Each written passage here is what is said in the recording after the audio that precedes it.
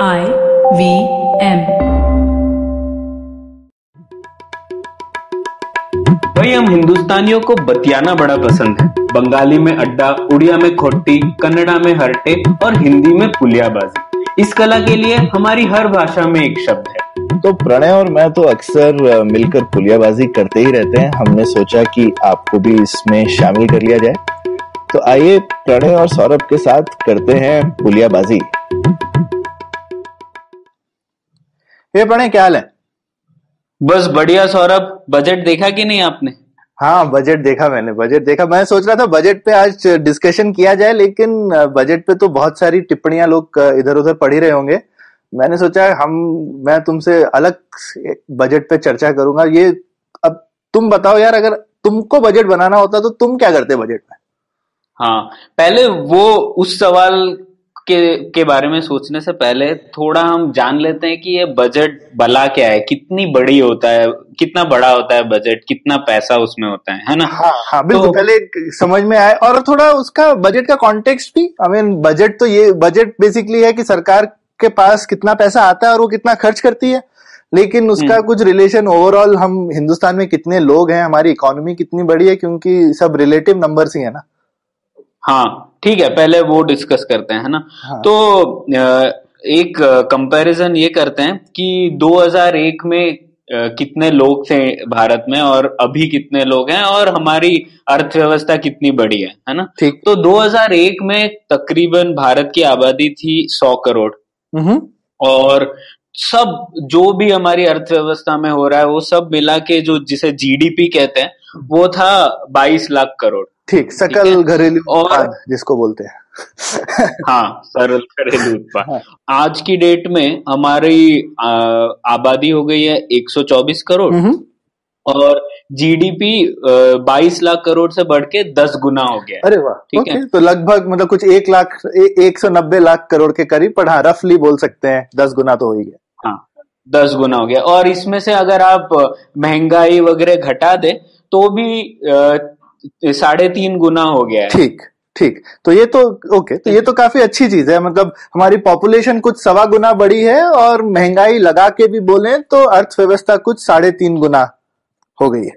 हाँ हाँ, इसीलिए हम लोग कहते हैं ना, इकोनॉमिक ग्रोथ का फायदा हुआ, आर्थिक वृद्धि का फायदा हुआ। वो इसीलिए हुआ है क्योंकि आबादी जितनी बड़ी है उससे कई गुना हमारी आमदनी बढ़ी। करेक्ट करेक्ट, बिल्कुल। ये तो चलो, ये तो एक अच्छा नंबर है जिससे हम शुरू करें। और इसमें आई थिंक एक और चीज जो नोट करने वाली है, जितनी हमारी ये 3.5 गुना हमारा जीडीपी बढ़ा है, लेकिन हमारा जो गवर्नमेंट का बजट है वो उससे कहीं ज्यादा गुना बढ़ा है। एकदम ठीक आंकड़ा तो मेरा नहीं है 2001 का, लेकिन आई थिंक हमारा गवर्नमेंट का बजट जो है वो नॉमिनल टर्म्स में तो देखा जाए तो कुछ 15-20 गुना बढ़ गया है 2001 से अब तक। हाँ, जैसे जैसे जीडीपी बढ़ता जाता है सरकार उसका ज्यादा हिस्सा लेना चाहती है। वो हर देश में होता है और शायद हमारे देश में भी हो ही रहा है। ठीक। तो हाँ बताओ।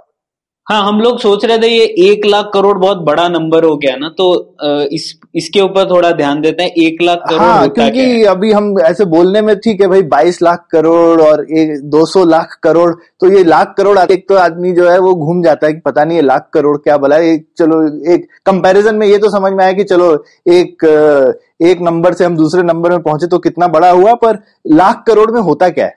हाँ, तो 1 लाख करोड़ मान लीजिए आपने एक घर बनाया, घर में सब कुछ टीवी वगैरह सब खरीदा और उसकी कीमत थी 50 लाख मान लीजिए, है ना? तो अगर 50 लाख का आप एक घर बनाए तो 1 लाख करोड़ में आप ऐसे 2 लाख घर बना सकते हैं। और एक और देख लेते हैं कंपैरिजन की। आप मान लीजिए आपके पास एक बस की कीमत होती है 25 लाख। हाँ, मान लीजिए, तो 1 लाख करोड़ में आप ऐसी 4 लाख बसें ले सकते हैं। और लगभग जितना मेरी समझ है, दिल्ली बैंगलोर जैसे शहरों में करीबन कुछ 6,000 के करीब आज की डेट में बसें होती हैं। तो कितनी बसें आ जाए, कितनी सिटीज को हम बसें दे सकते हैं प्रणय? हाँ, टोटल। 1 लाख करोड़ में हम 65 शहरों को उतनी ही बसेस दे सकते हैं जितनी अभी दिल्ली में है या बैंगलोर में। वाह, ओके, तो ऑलमोस्ट जितने भी हमारे बड़े और मिड टाउन शहर हैं ऑलमोस्ट हम सबको कवर कर सकते हैं। तो ये आई थिंक दिमाग में रखने के लिए अच्छा है कि जब भी हम 1 लाख करोड़ खर्च कर रहे हैं तो हम उसको उस नंबर में हम कर क्या सकते थे या उससे क्या हो सकता है। हाँ, तो 1 लाख करोड़ की जब हम बात कर रहे हैं, आप ऐसा सोचिए कि हम लोग 2 लाख घरों की बात कर रहे हैं और हर घर की कीमत 50 लाख है। हाँ हाँ, ठीक, ये ये एक अच्छा कंपैरिजन है दिमाग में रखने के लिए। तो अब ये बताओ, ये 1 लाख करोड़ तो समझ में आया, और अभी हिंदुस्तान का बजट तुमने बोला कि हिंदुस्तान का जीडीपी तुमने बताया, हिंदुस्तान का बजट क्या है इस साल का? इस साल इस साल सरकार का बजट था करीबन 24 लाख करोड़। है ना? हाँ, ओके, तो 24 लाख करोड़, तो ये तो अच्छा बड़ा। तो इस साल का सरकार का बजट उतना है जितना लगभग हमारा पूरा जीडीपी था 2001 में। हाँ, बिल्कुल बिल्कुल। है ना? तो ये तो हमारे हिंदुस्तानी सरकार अपना बजट अच्छे से मोटियाए जा रही है। हाँ, ठीक है। तो अब तुम मेरे को बताओ कि तुम्हारे पास 24 लाख करोड़ होता तो तुम कैसे खर्च करते प्रणय? तो ये तो बहुत ही रोचक बात है। अब देखिए सौरभ, मेरे पास इतना पैसा होता तो सबसे पहले मैं ये काम करता। भाई, मैं दो काम करता। एक तो जो मैं व्यर्थ में पैसा जाया कर रहा हूँ उसे मैं बंद कर देता। अब मान लीजिए जैसे सरकारें कर रही हैं, चलाती हैं अलग अलग स्कीमें। आज की डेट में केंद्र सरकार चला रही है 83 स्कीमें चला रही हैं। उसमें कुछ कुछ ऐसी स्कीमें हैं, रेशम बोर्ड, खेलो इंडिया, गंगा योजना वगैरह वगैरह। इन सबको तो मैं बंद कर देता और उनमें से जो मुझे पैसा आया उसके दो उपयोग करता। पहले तो मैं सबसे ज्यादा केंद्र सरकार का पैसा केंद्रित करता कुछ चीजों पर। एक है जैसे कि लॉ एंड ऑर्डर सिचुएशन में इम्प्रूवमेंट। तो उसके लिए मैं दो तीन चीजें करता। एक, हमारा जैसे इकोनॉमिक सर्वे ने बोला था कि हम लोग अपनी जुडिशियरी पूरी व्यवस्था जो है कोर्ट्स की, उस पे हम लोग केवल 0.09% जीडीपी का पैसा देते हैं उसमें। ठीक है, लगभग मान लीजिए। 1% नहीं, लगभग 0.1% हो गया। हाँ हाँ, लगभग 0.1%, बहुत कम है। तो उसको मैं बढ़ा देता, कम से कम 4-5 गुना कर देता। हम्म ठीक है। दूसरा मैं इसमें करता, हमारी जो पुलिस व्यवस्था है वो पूरी चरमरा गई है पूरे हम्म देश में।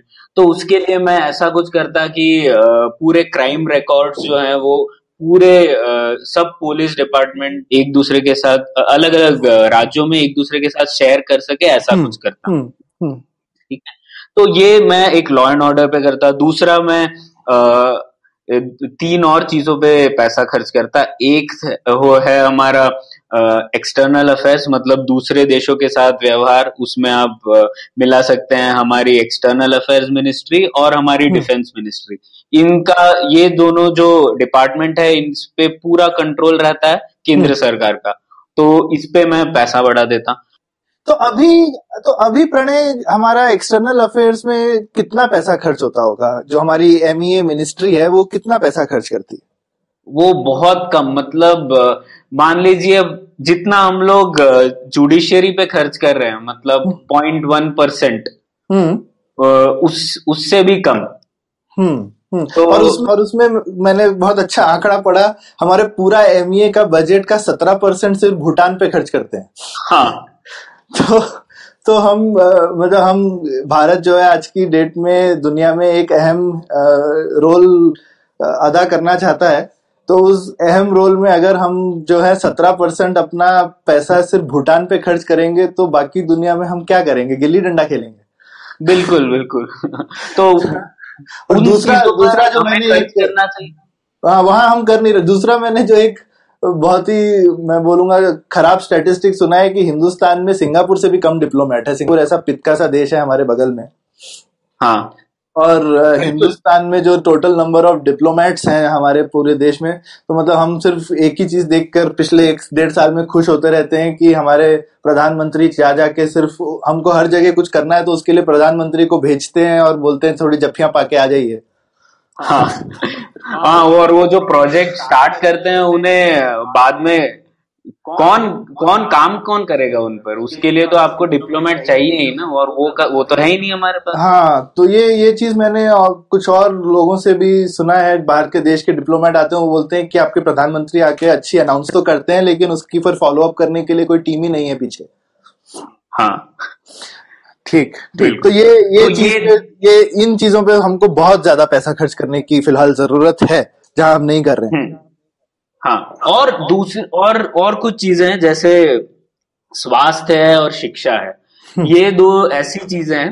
अब इनका बहुत महत्व इसलिए है क्योंकि देखिए, स्वास्थ्य के बारे में देखिए, अब ऐसा तो नहीं हो सकता कि आप बोलेंगे मेरा एक राज्य में अच्छे स्वास्थ्य की व्यवस्था अच्छी है, तो मुझे दूसरे राज्यों में स्वास्थ्य के बारे में चिंता करने की जरूरत नहीं है। ऐसा हो नहीं सकता, क्योंकि एक राज्य से दूसरे राज्य में लोग तो आते ही रहेंगे।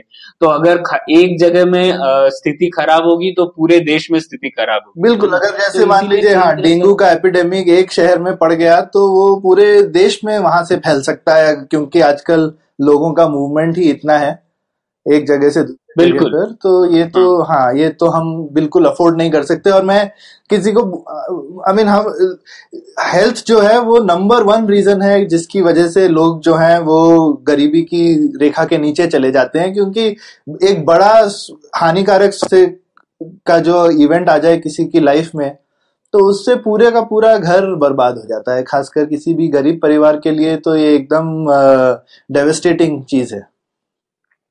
हाँ। तो इसीलिए इसमें केंद्र सरकार का एक रोल तो जरूर है, तो वहां पर मैं पैसा केंद्रित हम्म करना चाहूंगा।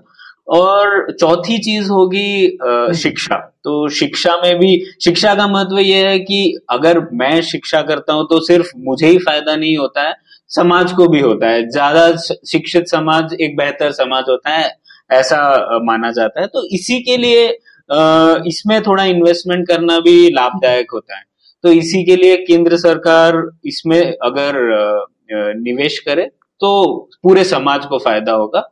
तो इस पे आज की डेट में अब देखा जाए तो हम लोग ये स्वास्थ्य और शिक्षा, इन दोनों पर बहुत कम निवेश कर रहे हैं, और वो हमें सही करना होगा। तो अभी लेकिन मुझे बताओ, तुमने शुरू में जैसे बोला भाई तुम गंगा साफ करने पे पैसा नहीं खर्च करोगे, हाँ, और बाकी भी अगर एक दो बड़ी स्कीमें उठाएं सरकार की, जो सबसे बड़ी दो स्कीम है आज की डेट में मेरे ख्याल से, एक तो नरेगा है, तो हमारी रूरल एम्प्लॉयमेंट गारंटी स्कीम है, और मेरे ख्याल से स्वच्छ भारत स्कीम पे भी बहुत पैसा हम लोग खर्च करते हैं।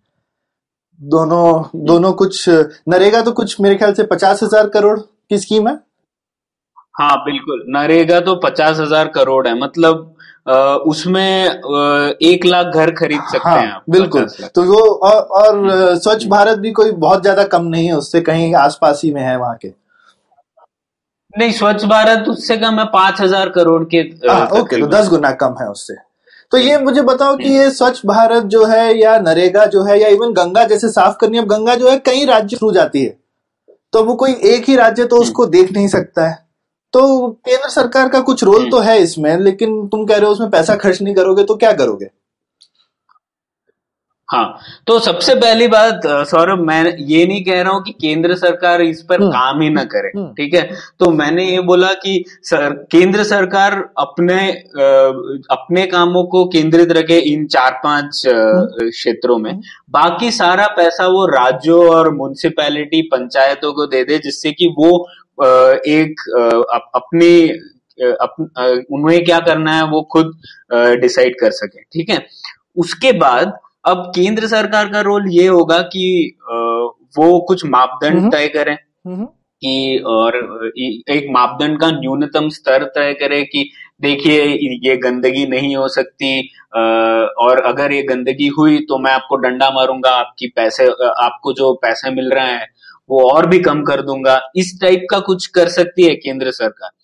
केंद्र सरकार को खुद जाके साफ करने की जरूरत नहीं। हाँ, ये तो अच्छी बात है कि तो केंद्र सरकार के हाथ में एक जो चीज है वो है पावर, उसको पावर को यूज करना चाहिए। अभी अगर कोई नदी गंदी है तो केंद्र सरकार बोल सकती है भाई नदी गंदी नहीं होनी चाहिए, उसके अगर आपने किया तो मेरे हाथ में डंडा है, ये नहीं कि झाड़ू लेके चले गए। इनफैक्ट उससे उल्टा हो जाता है, क्योंकि जो लोकल गवर्नमेंट है वहां की वो बोल सकती है ये साफ करने आ ही रहे हैं तो हम रोज गंदा करते रहेंगे, वो रोज साफ करते रहेंगे, हमारी जेब से क्या जा रहा है। बिल्कुल वही हो रहा है ना। इसीलिए अब आप ही बताइए कि केंद्र सरकार को हमारे शहरों में गटर साफ करने की क्या जरूरत है? वो तो हमारी लोकल गवर्नमेंट का की जिम्मेदारी है ना, और हमें भी उनसे पूछना चाहिए कि वो क्यों नहीं काम कर पा रहे हैं। बिल्कुल। और जैसे नरेगा जैसी स्कीम में मुझे लगता है कि हर राज्य सरकार को अपनी स्कीम इम्प्लीमेंट करनी चाहिए, क्योंकि अब केरल में जिस तरीके की आप स्कीम चलाएंगे वैसी ही स्कीम आप यूपी में थोड़ी चलाएंगे। और इवन यूपी में ही मतलब मेरठ के आसपास के गांवों में जिस तरीके की आपको स्कीम चाहिए वही सेम चीज आपको पूर्वांचल में नहीं चाहिए। तो एक ही स्टेट में इतनी ज्यादा हमारे यहाँ पर वैरायटी है और डिफरेंसेस हैं कि जितना हम लोकल दर्जे पे जो गवर्नमेंट है उसको हम जितना सशक्त बना सकें और उनको हम एनेबल करें कि वो डिसाइड करे कि उनको पैसा कैसे खर्च करना है। हाँ, शुरुआत तो इसकी ऐसे ही हुई थी, जैसे महाराष्ट्र ने पहले शुरुआत किया था एक एम्प्लॉयमेंट गारंटी एक्ट का। उसके बाद पर केंद्र सरकार को ऐसा लगता है ना कि मुझे भी इसमें एक रोल करना है, फिर अगले इलेक्शन के लिए मुझे लोग तभी वोट देंगे जब वो ये बता सके कि केंद्र सरकार ने हमें एक जॉब दिया या हमें एम्प्लॉयमेंट गारंटी दी। और इसी के लिए हर केंद्र सरकार वो काम करना चाहती है जो राज्य सरकारें या म्युनिसिपैलिटी कर सकती है। हाँ, लेकिन फिर और जो उसको मेन काम करना चाहिए, जैसे हिंदुस्तान का डिफेंस देख ले, एक्सटर्नल अफेयर्स देख ले, उस पे से आंख हटा लेते हैं। बिल्कुल बिल्कुल। तो ये मुझे लगता है थोड़ी मिस्ड अपॉर्चुनिटी है, क्योंकि हमारे पास एक अप्रत्याशित बहुमत लेके प्रधानमंत्री आए जो कि बहुत बेहतरीन कम्युनिकेटर भी हैं। अगर शायद वो कोशिश करते या चाहते तो वो ये प्रथा बदल सकते थे, लेकिन अब तो खैर उनके सारे बजट निकल गए हैं तो उन्होंने ये नहीं किया, तो ये शायद अनफॉर्चुनेट है। लेकिन हाँ, लेट्स होप कि आगे कोई करेगा। तो ये तो हुई खर्चे की बात। तो खर्चा तो चलो मुझे समझ में आया, तुम ब्रॉडली किस तरह से करना चाहते हो। तो ये जो हम पैसा खर्च करते हैं ये आता कहाँ से? 24 लाख करोड़ है टोटल, तो 24 लाख करोड़ हमारी सरकार अर्जित भी करती है, तो कहाँ से अर्जित करती है? हाँ, तो ये पैसा जो है, एक और बात हमने ये चर्चा नहीं की कि हम लोग जो सरकार खर्च करती है ना, उसमें से सबसे बड़ा हिस्सा सरकार जो खर्च करती है वो है इंटरेस्ट का। मतलब सरकार ने लोन लेके रखा है, कई सालों से लोन लेके रखा है, जिसे हम लोग वित्तीय घाटा कहते हैं। वो वित्तीय घाटा मतलब सरकारों ने किसी और से, मार्केट से या फिर किसी और देश से लोन लेके रखा है। और पूरे जो केंद्र सरकार का खर्चा है उसमें से सबसे बड़ा एक हिस्सा सिर्फ वो इंटरेस्ट पेमेंट। तो हम लोग वो पैसा ना हेल्थ पे खर्च कर रहे हैं, ना शिक्षा पे खर्च कर रहे हैं, ना डिफेंस पे, बट इंटरेस्ट पे कर रहे हैं। वो कितना है लगभग?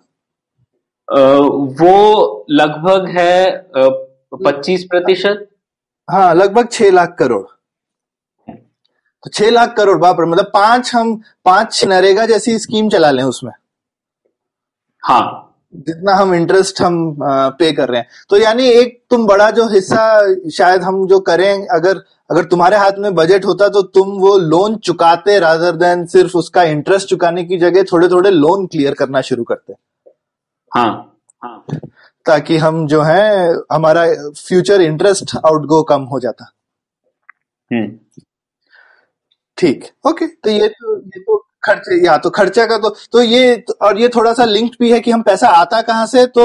तो लगभग हमारा एक बड़ा प्रतिशत जो है वो हम लोन से ही हर साल पैसा लेते हैं। हाँ, बिल्कुल। तो आमदनी की तरफ आते हैं। आमदनी जैसे आमदनी अगर आप 24 लाख करोड़ में से देखें तो 5 लाख करोड़ इसमें से आता है इनकम टैक्स से। ठीक। 6 लाख करोड़ आता है कॉर्पोरेशन टैक्स से। ठीक है। ठीक है, तो 6 और 4 हो गए 10। और फिर आता है 7 लाख आता है जीएसटी से। अच्छा, तो ठीक है, 6 तो और ये हो 5 गए 11, 17। 11 और अराउंड 7 18। ठीक। 18 हो गए। और बाकी आता है कुछ नॉन टैक्स रेवेन्यू से, मतलब डिविडेंड देती है हमारे सरकार द्वारा चलाई गई कंपनियों से, और फीस कलेक्ट करते हैं, उन सब से आता है बाकी पैसा। और उस 3-4 उसके बाद बोरोइंग से आता है, जो लोन लिया है। ठीक।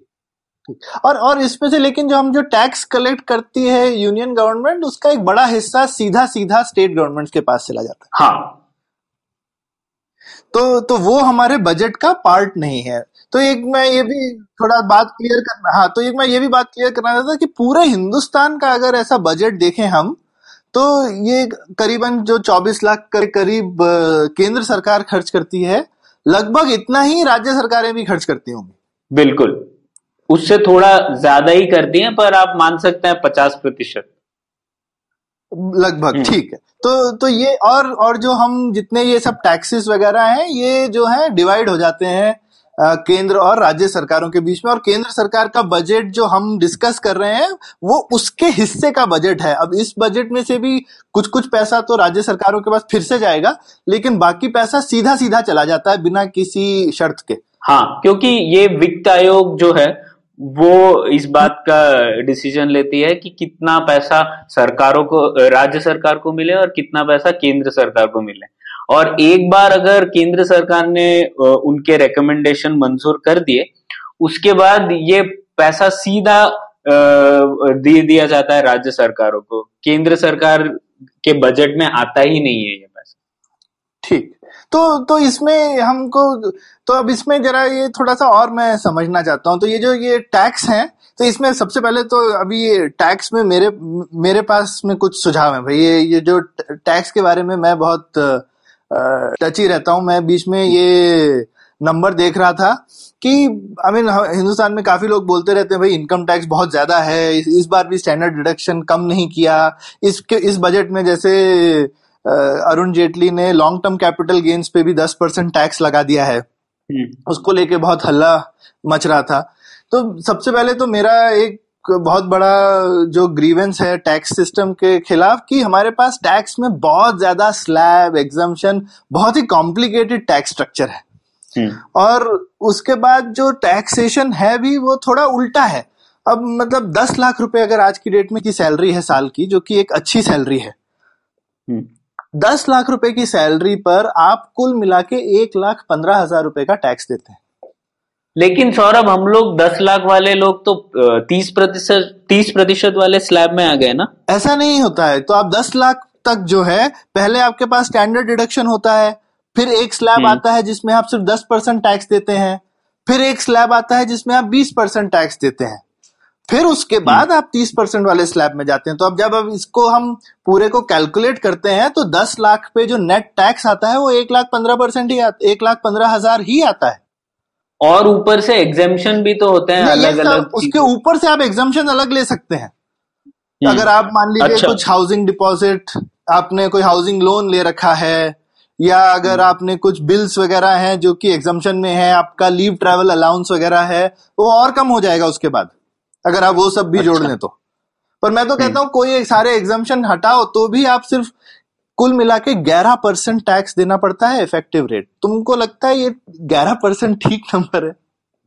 हाँ, अब पर ये तो बहुत बड़ा एक मिसकंसेप्शन है। बहुत लोगों को लगता है हम लोग बहुत ज्यादा टैक्स दे रहे हैं और कुछ भी नहीं मिल रहा है। सबको लगता है हम 30% देते हैं, क्योंकि भाई सबको पता है वो असल में कितना टैक्स देते हैं, लेकिन हम सिर्फ चर्चा जो है वो हाईएस्ट टैक्स स्लैब की करते रहते हैं। तो लोगों के दिमाग में रहता है कि अरे हम सब तो 30% टैक्स देते हैं। हम में से बहुत कम लोग 30% टैक्स देते हैं।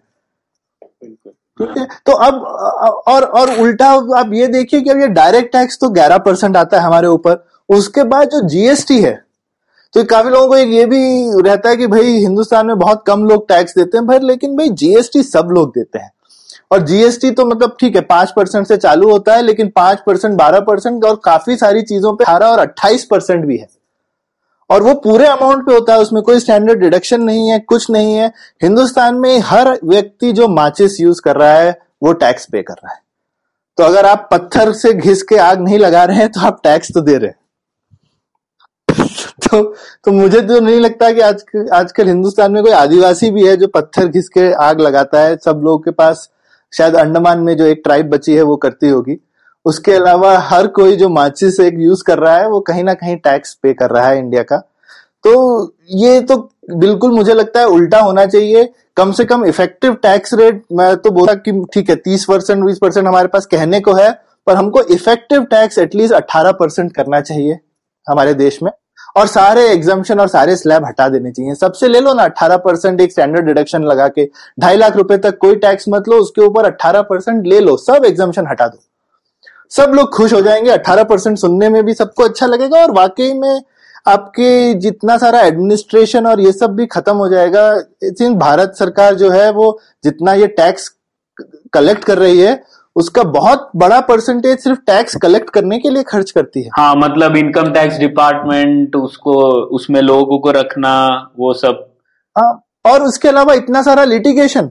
ये इकोनॉमिक सर्वे ने इस बार के जो बताया कि हमारे पास में इतना सारा, कितने लाखों करोड़ का जो टैक्सेशन है वो अटका हुआ है क्योंकि उस पे केस चल रहे हैं। वैसे ही हमारे यहाँ कोर्ट्स कम है, जजेस कम है, और सबसे ज्यादा केस किस बात के चल रहे हैं? इस आदमी ने इतना टैक्स नहीं दिया, उस आदमी ने इतना टैक्स नहीं दिया। हाँ, और सबसे ज्यादा टैक्स सरकारें ही फाइल कर रही है, ऐसा नहीं है कि लोग फाइल कर रहे हैं कि मुझसे ज्यादा टैक्स ले लिया। हाँ बिल्कुल। और सबसे ज्यादा मैं आपको बताता हूँ जो कि लड़ाई झगड़ा होता है वो होता है स्लैब का, कि भाई आपने स्लैब गलत यूज करी या फिर रेट गलत यूज कर लिया, खासकर इनडायरेक्ट टैक्स में। अरे नहीं, जैसे किटकैट बिस्किट पे एक टैक्स का रेट है और चॉकलेट पे एक, तो अभी किटकैट क्या है? वो बिस्किट है जिसपे चॉकलेट लगा है या चॉकलेट है जिसके अंदर बिस्किट है? तो ये जो है इस तरीके की पेचीदा चीजें आती रहती है और इसमें फिर टैक्स वाला भी बोलता है मैं क्यों डिसाइड करूं, कोई मुझसे बोलेगा तूने गलत कर दिया, मैं कोर्ट चले जाता हूं। तो आप जितने भी अलग अलग स्लैब बनाते जाएं उसमें इस तरीके की चीजें निकलती ही रहती हैं, क्योंकि चीजें इंसान, आप जो भी सोचते हैं, इकोनॉमी तो डायनेमिक है, वो आगे नई नई कुछ ना कुछ चीजें इजाद करती रहेंगी जो कि आपकी तय की हुई स्लैब्स में फिट नहीं होंगी। तो ये एक हम लोगों को देखना चाहिए कि जितना सिंपल हो टैक्स स्ट्रक्चर, तो एक सिंपल 12% का जीएसटी लगा दो, और मैं बोलता हूँ सब खाने पीने की और पहनने की चीजों को जीएसटी से बाहर रख लो चाहे तो। हाँ, लेकिन सौरभ आपने बोला टैक्स 18% सीधा लगा दिया जाए पर्सनल इनकम टैक्स पे, पर कई लोग ऐसा भी सोचते हैं कि अरे सरकार मुझे एग्जेम्पशन दे जिससे कि मैं घर बना सकूं, या सरकार मुझे एग्जेम्पशन दे जिससे कि मैं गाड़ी खरीद सकूं, या ऐसा कुछ। तो ये हमारी अपेक्षाएं ही गलत है सरकारों से, क्यों?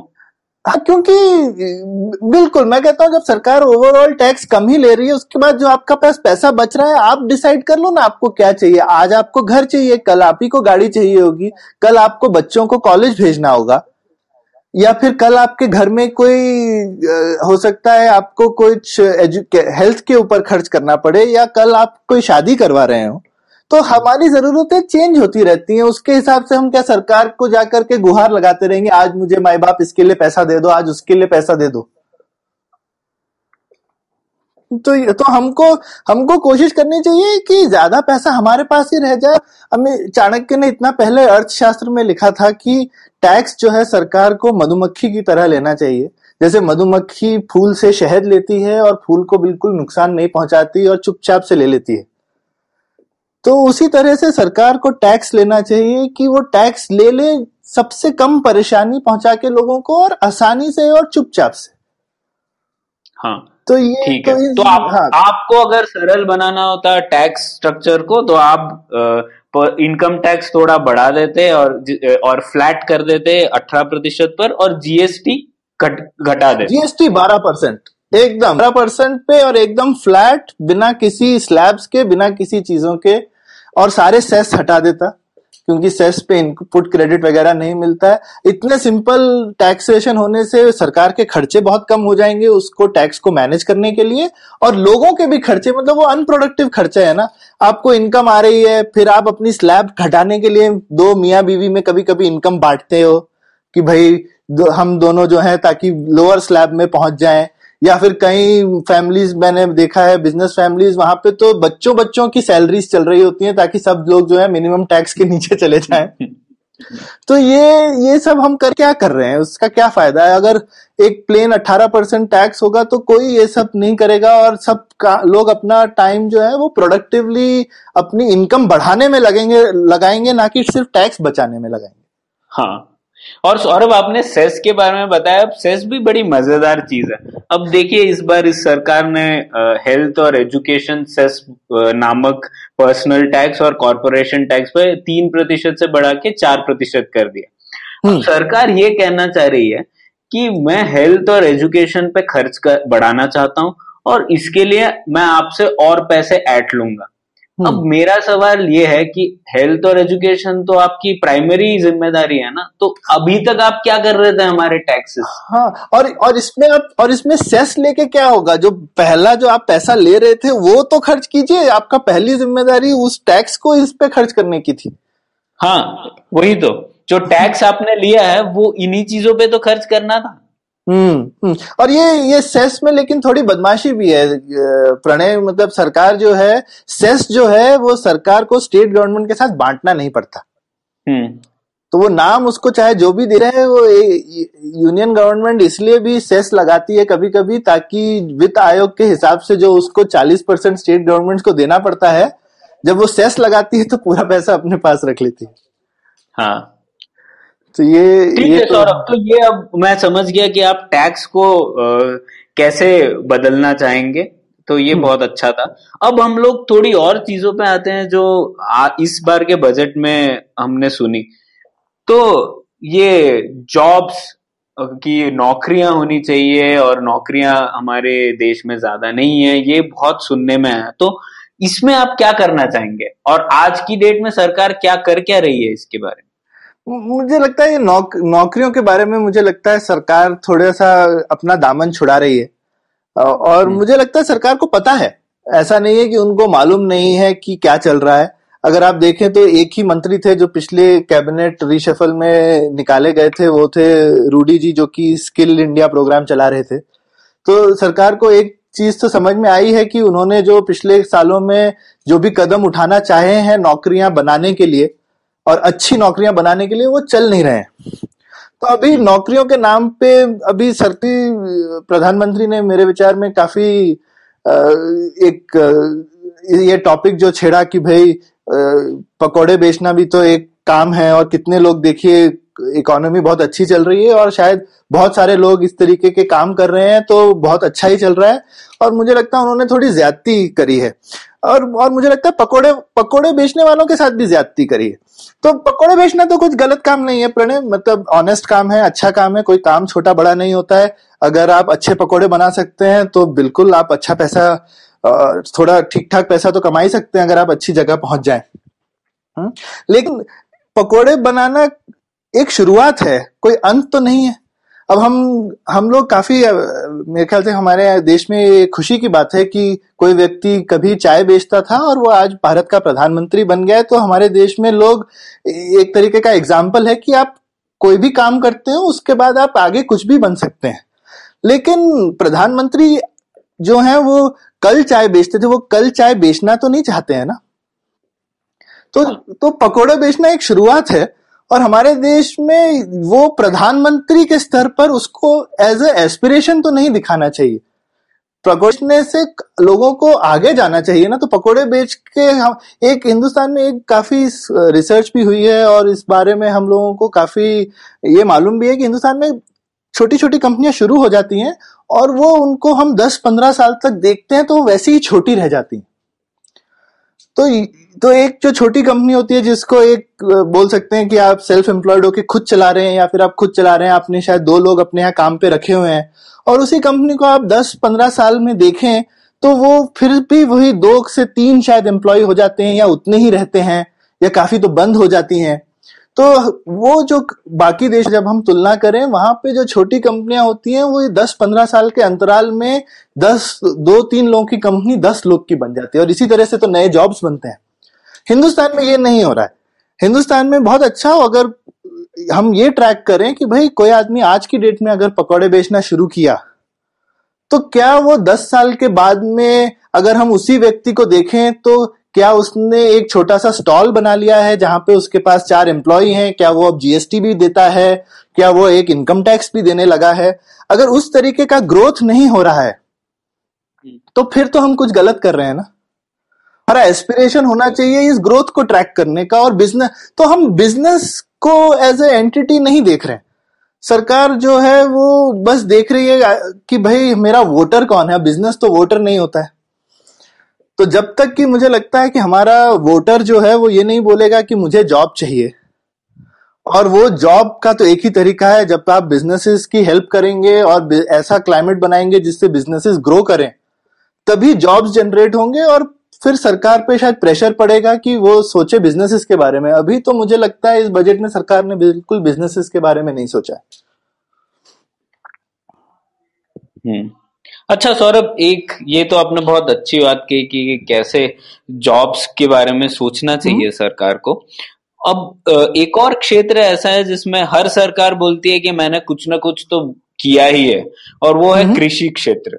हर सरकार बोलती है मैंने कृषि क्षेत्र के लिए ये किया है वो किया है, लेकिन कृषि क्षेत्र की हालत तो बड़ी बुरी है। तो क्या गलत कर रही है सरकार उसमें, और आप अगर उस स्थिति में होते तो आप क्या करते? तो मुझे लगता है पहली चीज तो, और ये कृषि भी एक तरह से आप देखेंगे तो जॉब से जुड़ा हुआ है। तो हमारे यहाँ पे एक सबसे बड़ा प्रॉब्लम है जो कृषि का, कि कृषि में हमारे कृषक कुछ ज्यादा है। तो हमारा लगभग आधा देश जो है वो कृषि क्षेत्र में ही है, जो कि बहुत ज्यादा है। इसके लिए इसको हम अनएम्प्लॉयमेंट नहीं, अंडर एम्प्लॉयमेंट बोलते हैं। कहने को तो उनके पास में कुछ काम है करने को, लेकिन आजीविका नहीं है। और ये तो सरकार को सबसे पहला ये काम करना है। फिर इसमें यही चीज आती है कि भाई हमको इतने जॉब्स बनाने हैं कि लोग अपनी मर्जी से नहीं है कृषि में। अभी आज गांव में जाके किसी से भी पूछिए, लोग जाकर के अच्छा कोई जॉब करना चाहते हैं, लेकिन नौकरियां हैं कहाँ। तो उनको नौकरियां बनाएंगे तो लोग कृषि छोड़ के उन नौकरियों में जाएंगे। अब कृषि की एक और भी चीज है कि कृषि एक बहुत ही रिस्की चीज है, और मेरे विचार में वो रिस्क और कम लोगों को लेना चाहिए। और उस रिस्क को कम करने के तरीके जो हैं, जैसे क्रॉप इंश्योरेंस वगैरह, ये इन चीजों में सरकार ने कुछ कुछ पहल उठाई है।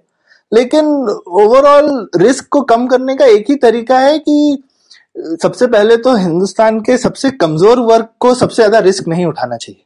आज के डेट में उल्टा ही है। जो हिंदुस्तान के सबसे सशक्त और अमीर लोग हैं वो लोग अच्छी सैलरीड नौकरियां करते हैं, कोई रिस्क नहीं लेते इसमें। और जो सबसे गरीब कमजोर तबका है वो सबसे रिस्की काम करता है, जिसको फार्मिंग बोलते हैं। तो ये तो बहुत ही मेरे को लगता है कि अन्याय की चीज है, और हम लोगों को और सरकार को ये सोचना चाहिए कि कैसे हम जो थोड़े से सशक्त समाज है वो कृषि में आए, और जो थोड़ा कमजोर समाज है वो कृषि से निकल करके नौकरियों में आए। बिल्कुल। तो ये तो अच्छी बात कही सौरभ आपने। और एक और चीज सरकार के बारे में से की तरफ से सुनाई दी थी, और वो है इंडस्ट्री के बारे में। तो सरकार ने कुछ किया कि कस्टम्स ड्यूटी बढ़ा दी, और बोला कि ये कस्टम ड्यूटी बढ़ाने से बाहर की चीजें इंडिया में नहीं आएंगी, और इसी के लिए हमारे जो बिजनेसेस हैं उनको बढ़ावा मिलेगा। इसके बारे में आपकी क्या विचार है? ये मुझे लगता है ये जो इस तरीके की टिंकरिंग सरकार करती रहती है, ये इससे उसको बहुत दूर रहना चाहिए। इतने सालों से हमारे यहाँ एक स्टेबल इंपोर्ट रेट चल रहा था और काफी कम दर पे चल रहा था। उसको बढ़ाने से मेरे विचार में नुकसान होगा, फायदा कम होगा।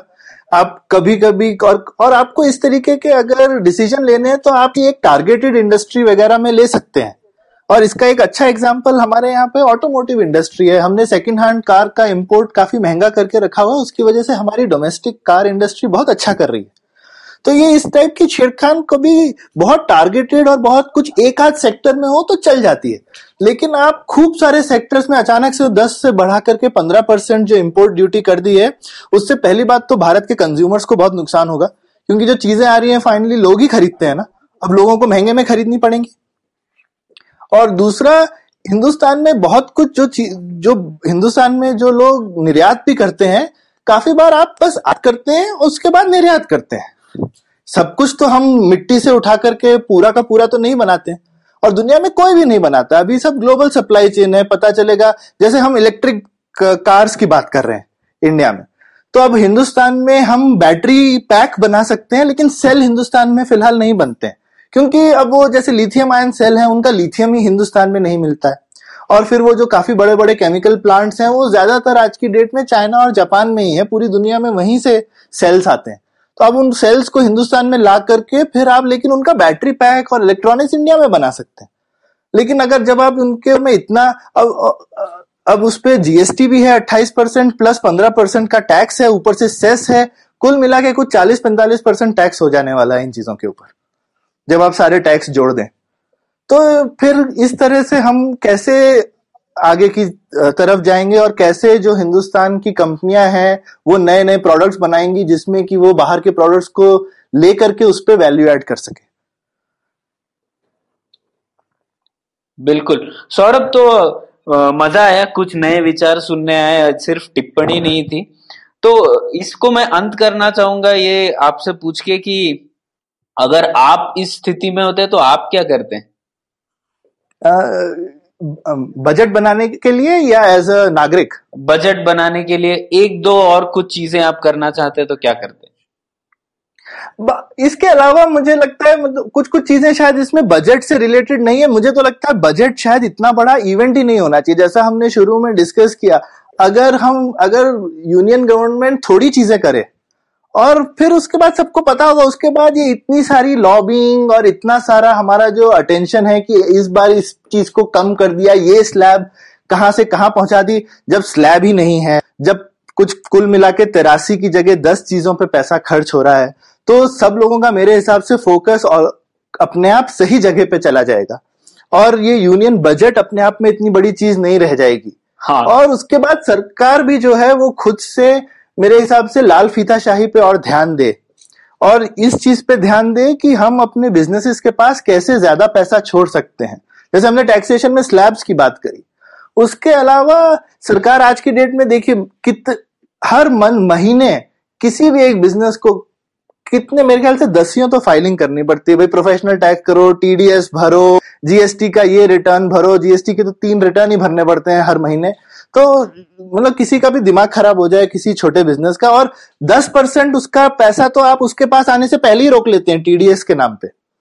तो आप सोचिए, बिजनेस को पैसे की जरूरत ज्यादा है कि पहले सरकार को जरूरत है? सरकार तो 5% पे पैसा उठाती है, बिजनेस के पास पैसा नहीं हो तो उसको मार्केट से 20% पे उठाना पड़ता है। तो एक ये थोड़ा एटीट्यूड की जो चेंज की जरूरत है, जहां सरकार ये सोचे कि भाई मैं बिजनेस के लिए हूं, बिजनेस मेरी सहूलियत के लिए नहीं है, सिर्फ मैं अपनी लाइफ आसान बनाने के लिए रूल नहीं बनाऊंगा, सरकार हमारे लिए बनी है, हम सरकार के लिए बने। हाँ, ये तो बहुत अच्छी बात की। और शायद इसे मैं ऐसे कहना चाहूंगा कि आजकल एक बजट एक क्रिकेट मैच जैसे हो गया है। हर कोई उसकी कमेंट्री करता है और उसके बाद जानना चाहता है कि क्या हुआ बजट में, मुझे क्या मिला, हम जीते या हारे। और शायद जो रिफॉर्म हमें चाहिए वो इस दिशा में होना चाहिए कि बजट इतनी बड़ी बात ना रहे कि वो एक क्रिकेट मैच की तरह देखा जाए। बिल्कुल। तो इसी बात पे हम लोग इस पुलियाबाजी का अंत करते हैं। अगले हफ्ते फिर मिलेंगे। Saurabh, bye bye. तो उम्मीद है आपको मजा आया। पुलियाबाजी में शामिल होने के लिए हमसे मिले puliyabazi@gmail.com या फिर @puliyabazi ट्विटर पर। फिर मिलेंगे अगली Puliyabaazi. As you can see, we have a podcast listener in his natural habitat. Billions of years of evolution have led him to this point. He's on his way to work and listening to podcasts makes his miserable day better.